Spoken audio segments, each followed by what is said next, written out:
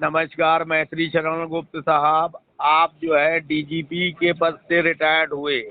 अब आप जो है पूरे समाज को जो है ऊर्जाकृत करके जागरूक करने के मिशन में लगे हैं, ताकि देश में वास्तविक लोकतंत्र स्थापित हो, अंग्रेजों के द्वारा बनाए गए अत्याचारी कानून और व्यवस्थाएं खत्म हों और नागरिकों को जो है बढ़िया जीवन जीने का अवसर प्राप्त हो। ये बहुत सराहनीय काम है आपका, और आपके इस काम के लिए बहुत बहुत शुभकामनाएं अग्रिम तौर पर। और मैं ये चाहता हूँ कि आप जैसा योग्य व्यक्ति ही देश का नेतृत्व करे। पहला सवाल, जी जी।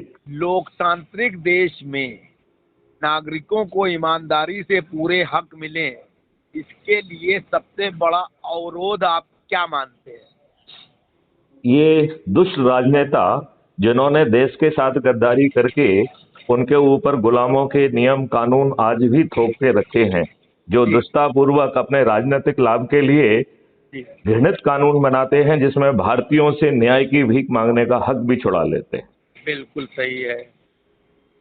अब आप बोलते रहिए, मैंने आपको पूरा मैं क्वेश्चन कम पूछूंगा। अच्छा, ओके। हाँ। तो ये ऐसे दुष्ट राजनेता हैं जिन्हें सत्ता जो है विरासत में मिली है, ट्रांसफर ऑफ पावर के तहत मिली है, जिसमें इन्होंने दुष्टतापूर्वक न जाने कितने समझौते किए हैं। 1949 जैसे बहुत सारे डिक्लेरेशन इन्होंने साइन किए हैं। बिना जनता को विश्वास में लिए इन्होंने किसी दूसरे देश की क्राउन की मातहती तक स्वीकार की है। देखा जाए तो ये देश के प्रति गद्दारी है।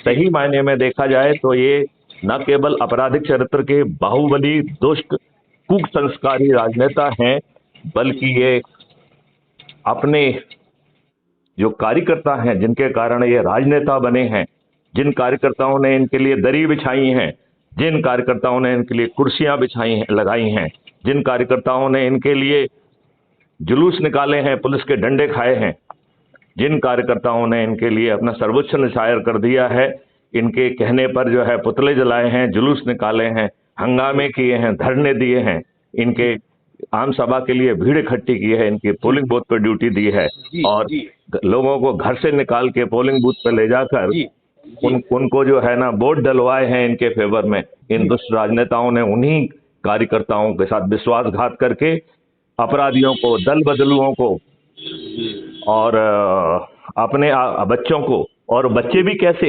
अनपढ़, गंवार, कुसंस्कारी, जिन्होंने संस्कार सीखे ही नहीं है, ऐसे बच्चों। संस्कार कहाँ है? सवाल, संस्कार कहाँ है? संस्कार है ही नहीं जब वो खुद जो है उनका जीवन अपने आप में घृणित है।